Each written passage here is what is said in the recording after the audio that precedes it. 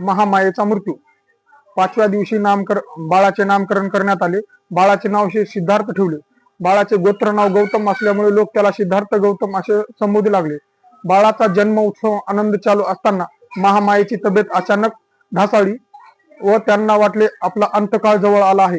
हे ओळखून महामायेने शुद्धोधन राजा व प्रजापती यास आपल्या जवळ बोलावले व त्या म्हणू लागल्या की माझ्या बाळाबद्दल अशीत मुनींनी जे भविष्यवाणी सांगितली आहे ती खरी होईल असे मला वाटते व ते खरे झालेले भविष्य पाहण्यासाठी मी या जगात नसेल याचे मला दुःख आहे।